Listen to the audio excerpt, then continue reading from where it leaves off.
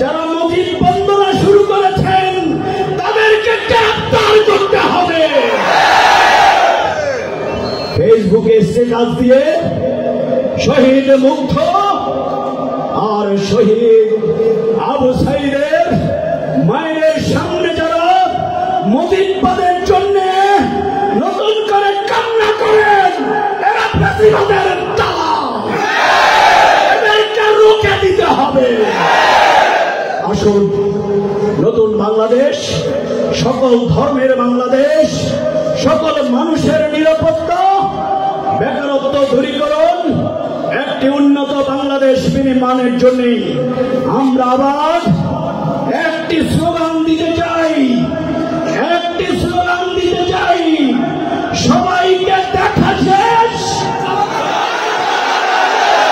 সবাইকে দেখা শেষ, সবাইকে দেখা শেষ। ইসলামের বাংলাদেশ, কোরআনের বাংলাদেশ।